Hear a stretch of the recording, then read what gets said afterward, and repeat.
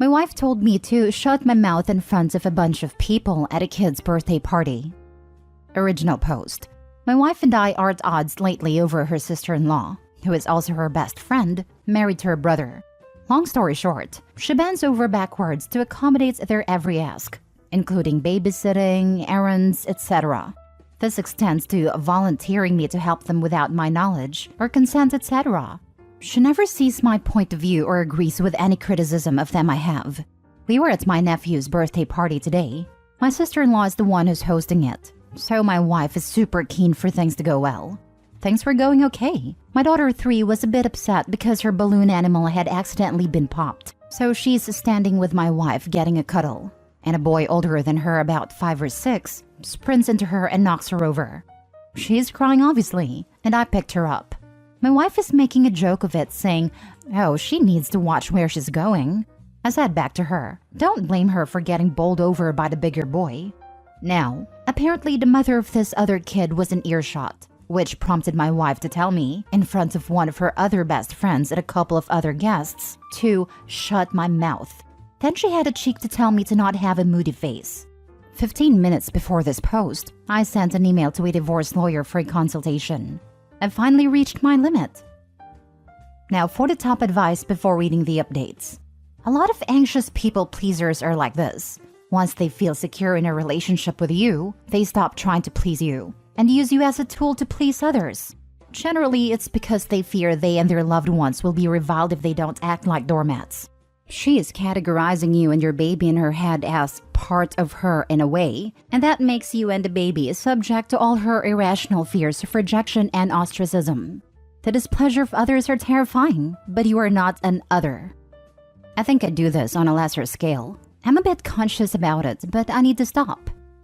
You have self-awareness though. You're leagues ahead of Opie's wife. My mom used to volunteer me for things without asking me first. She finally stopped when I did the same thing to her a couple times. I had the same thing happen. I used to volunteer to help with lunch at an elderly home for school cred. The person I helped is part of the music assembly my whole family's part of, and at the same time I wasn't in a fanfare, just percussion. It was just helping from 10 a.m. till 2 p.m. on Sundays, so I didn't mind much. It was really fun actually. What annoyed me, however, is when my mother said I would be there on Sunday during Saturday rehearsal, and I only hear either when she woke me up on Sunday morning to go or Saturday evening. She stopped after I refused to go a few times in a row, because I made arrangements beforehand on Sundays when I wasn't volunteering, and forcing my mother to apologize for volunteering me when she knew I wasn't available. Gotta do what's best for your daughter. Good luck, man. This treatment will never stop until you put your foot down. Unfortunately, that's not necessarily true. A good divorce attorney helps though. Now for the first update. Firstly, I'd just like to thank everyone for your responses, supportive or otherwise. Being heard and listened to is such a mental boost. I spoke to my solicitor first thing this morning, and we had a good talk. He knows I am angry and upset at the situation, and he says that he will get myself and my wife in for a consultation if we decided to go down that route. The issue in Scotland is that for divorce where only one party wants out, it can take upwards of a year to get it, and evidence of separation in that period, unless both parties agree to unreasonable behavior as the reason for the courts granting the divorce. So long story short, I can't proceed without her buy-in if I want it resolved fast. So I took my daughter to my mom's after this, and then sat my wife down. I told her that yesterday's situation was absolutely unacceptable, and that if I had told her to shut her mouth in front of my friends, that I'd be getting crucified from everyone we know. I told her she was lucky I kept my mouth shut at a party, and that I didn't care about how sister-in-law would have taken it. We fought again about sister-in-law, and again she defended her actions, saying that I'm the selfish one who won't help out my family when they need it. I then did a perhaps petty move of dropping divorce leaflets I'd printed from my solicitor's website in front of her. I said to her, I absolutely want to help my family, and this is how I do it. I told her about how I was tired of playing third wheel in my own marriage, and I told her that I was not prepared to subject my daughter to a lifetime of this subservience. Finally, it looks like what I've said has had an impact. She cried, and I think she was close to having a panic attack. This made me feel guilty because fundamentally, I don't think she's a bad person. She's just brainwashed into thinking sister-in-law is the second coming of the Messiah. So she promised that when I've finished work today, we can have a serious talk about things, and she will listen to my concerns. Right now, I'm not buying it, but I owe her and my daughter at least a chance to sort things out, so I'll see where it goes. To answer some questions folks had, I know this seemed like an overreaction to something, but you've got to understand this was the latest in a long line of sister-in-law related issues. Some folks have asked if my wife is gay and in love. I've thought about this as a possibility. I didn't ask her yet, but I may tonight. It certainly seems logical given how passionate she gets about it. Thanks everyone for reading, and especially all of you who have DM'd me. I appreciate it more than you know. Second update. Hi again everyone. Thanks for all of your continued support and advice. I wanted to put another update on to let you know what was happening. So, we sat down last night for the crunch talks. I have to give her credit where it's due. She apologized for what she said at a party, and she said that she'd also have considered divorce if I'd done the same to her. I reiterated to her that my issue is that she completely makes herself subservient to sister-in-law at our expense. I pointed out how messed up it was that she didn't immediately take our daughter's side in this incident. The collision was accidental, I think, but I told her that to blame the little one was out of line, which she accepted. I then asked her outright if she had any sort of romantic feelings for sister-in-law. She squirmed and looked a little uncomfortable. She said that a long time ago at the end of high school, there had been a drunken kiss on a night out, but nothing beyond that. She sort of played the angle that she didn't want anyone, especially her brother, to know about it, and that's why she bends over backwards to make sure sister-in-law is happy. I asked her if sister-in-law had ever threatened to reveal this incident, but she denies that it's even been brought up. She just thinks that if the wider family knew, it would bring up a lot of weirdness. She swears that she has no interest in having any kind of relationship with sister-in-law, and that she's straight. I told her I didn't care about what she did that long ago, but that it needed to stop impacting our relationship in the present, because I am the thinnest of thin hairs away from walking away forever. She surprisingly apologized again, and said that she'd really try to work on it. I told her that I needed to see some proof of that, so she can consider herself on probation. I told her that if I feel that has happened again, I'll be taking our daughter to stay at my mom's. She accepted this, so we're proceeding cautiously. Sorry if this isn't the update you were all hoping for, but I think it's the best thing for the three of us right now. Third update 8 months later. I've posted here many times about issues I've had with my wife, most commonly with regards to her subservience to her best friend turned sister-in-law. She's promised to try and work on this, given how much it has impacted our marriage. But today, I think we passed the point of no return. You see, today is my birthday, though it's now past midnight. This morning, my daughter, who is nearly 4, gave me huge hugs and kisses, which was great. My wife gave me a card and told me that my gift hadn't arrived in the post yet. My suspicion is that she's yet to order it, or ordered it late, whatever it may be. I then logged into my work and did my shift like any other day. My wife was off work, while my daughter was at my mom's for a visit. Nothing special was planned for the evening, because there were plans in place already. Just that, those plans didn't include me. Sister-in-law and a couple of my wife's other friends had arranged to go out for dinner and drinks, because a voucher sister-in-law had for a particular restaurant expired soon, and my birthday was the only date they could all make. Awful, right? Gets better though, because my wife made a big social media post wishing me a happy birthday, saying how crap it was that I had to work all night on my birthday, which is a complete lie. But it does make her look less bad in public for not spending my birthday with me. The issue is, because she's done this, I now couldn't make plans with friends or family without exposing her lie. So, yeah, great birthday. When I think about how she'd react if I had pulled half the nonsense she has pulled, I can't see it ending any other way than me getting screamed at, even though she's chosen to spend my birthday with sister-in-law instead of me. On the plus side, I did some Warhammer painting after I collected my daughter and played with her a bit before bed. She also asked why mommy wasn't here, which kind of crushed me. Am I wrong to be annoyed about this?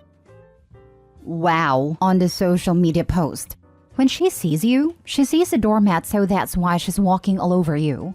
You deserve to be treated better. You should have totally called her out on her bluff. It would be fair. Happy birthday, my friend. Why the heck did you cover for her? Go out with your buddies. Have fun. Don't roll over and ask her to pummel you some more. When she's treating you like an afterthought, why do you feel you have to be loyal and sacrifice your own fun for her? Agreed. He is far nicer than I am. I am so next level petty. I would have replied to the post exposing her BS, or at least messaged my family about it. Wish Opie took his daughter out and had a nice meal together. Sounds like his daughter took after her dad, and is so sweet. I've commented on your post in the past. Sounds like her changes didn't last long. You're not a priority in her life. Time to take your self-respect back. Like I've said in your past post, this type of situation warrants an ultimatum, but even then, I think you know what it's time to do.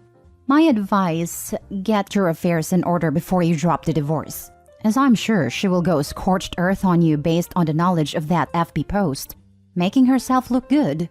Stop being the nice guy. All she cares about is her image. Opie won't stop being the nice guy. She knows this and will continue to walk over him time and again. Anytime Opie will try to stand up for himself, she'll show remorse and everything will be back to normal. Considering how she's good at covering up for herself and planning everything, I won't be shocked if Opie is already painted as a bad guy in front of her friends, while Opie keeps on playing the nice guy. To be honest, I wouldn't be surprised if cheating is involved, and a sister-in-law/friend is the cover. I've seen this scenario played before. I do agree with you, but that was the conclusion I deliberately left out, as what's going on is bad enough to rethink about the marriage. True. Either way, I can't help but shake my head. I don't get why people put up with disrespectful partners. Now for the last update. Hi again, everyone. I just wanted to say, firstly, thank you very much for all of your responses and private messages. Many of you were supportive, and many of you, rightfully upon reflection, told me that I needed to grow some backbone and sort my things out. I've been sitting on this for a few days because the full events of what has transpired since then have blown my mind and have brought home some very harsh truths about my relationship. But I also wanted to see if what went down would actually stick, and so far, it has. The fun question out of the way first. For those who were asking about my painting, I was painting some Thousand Sons Terminators. So starting the day after my birthday, my wife initiated intimacy. And let me tell you, this was an occasion in itself. I legitimately could not tell you the last time that this happened. It's been that long. I'm thinking to myself, maybe she's feeling guilty about yesterday and she's trying to make it up. But after the deed was done, she turns around to me and says, "Your present won't be here for another couple of days. That will have to do for now." I'm pretty disappointed at this point, not because I had a huge desire for a particular gift, but because she felt that her behavior the day before was fine. And then for her to think I'll use intimacy to cover up my screw-up was also a bit of a blow. Whatever, I've sucked up worse before and powered through. What broke me was her opinion on sister-in-law's birthday. Long story short, for those who don't know, sister-in-law is possibly my least favorite person on the planet due to her parasitic behavior and main character syndrome. Coincidentally, her birthday is a couple of weeks after mine. My wife told me all about her birthday plans for her. She wanted to get her a gift for her favorite massage therapist. What was the big deal? The shop only sells paper vouchers, and it's a 3-hour round trip to the shop. So off she went, again leaving me with my daughter, and what commenced next can only be described as 3 hours of my brain simmering slowly towards an explosion. I took my daughter to my brother's house because I knew that when my wife came back, I was going to explode. When she came back, I was sitting in the living room with a bag packed for me, and in an admittedly petty move, one packed for my daughter. This immediately got her attention, and she demanded to know what was going on. I unloaded it all. It wasn't incoherent, and I definitely got more emotional as I unloaded more grievances. I started by telling her it was unacceptable how she completely screwed up my birthday while making sister-in-law's birthday a major priority. How I was sick of feeling like a third wheel in my own marriage. How I had literally sacrificed my personality on the altar of keeping her happy. How I never saw my friends anymore, yet she could do whatever she wanted. How I take care of the house despite working more hours than her, for not even a shred of gratitude. How she used our lack of intimacy as a tool of manipulation and control. I cried and shouted. She did the same, but vehemently denied all of my accusations. She then demanded to know where our girl was, and I told her. I told her that she would not be using her as a bargaining chip against me. We eventually calmed down enough to agree that I would keep her at our house while she temporarily stayed with her mom and dad. I agreed to drop her off for visits while we worked things out. It's been a few emotionally exhausting days. I feel drained, spent, and tired. But I have my little girl, and I feel like I have done what I could. I don't know what my relationship status is right now. We haven't been speaking, except to arrange drop-offs, and I'm comfortable with that for now. I need some more time before I consider more permanent steps. I've never ever unloaded on her like this before, but Jesus Christ, it felt good, even if she continued to deny everything. God, poor Opie. The wife would definitely build an art room for the sister-in-law if she had a chance, but right now, they both just seem okay with semi-indentured servitude. I wonder once the divorce is finalized, if the wife will make a play for sister-in-law and ruin her relationship with her brother as well. Yeah, he totally just glossed over his wife getting romantic with her best friend, and the feelings she is obviously still holding in. It's weird to me how Opie jumped to she's afraid of sister-in-law exposing their past kiss, and skipped right over she's in love with sister-in-law. I'd be shocked if the wife doesn't actually have feelings for the sister-in-law. Her actions are overkill for a drunken kiss years ago. I feel so bad for Opie and the daughter. Total overkill. Nobody is this desperate to keep a once-off drunk snog secret. Opie's wife and sister-in-law's relationship is very similar to my sister and her BFF's relationship, where my sister is the sister-in-law. Her BFF will literally drop whatever she's doing to cater to my sister's every need.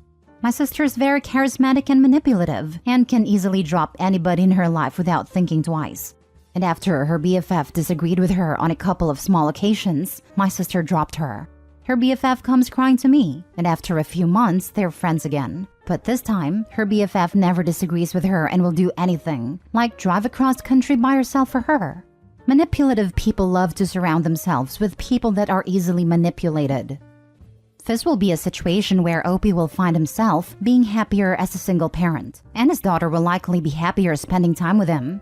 She won't be splitting attention with her aunt like she will while spending time with her mother. Or blamed for other kids ramming into her. Poor little girl.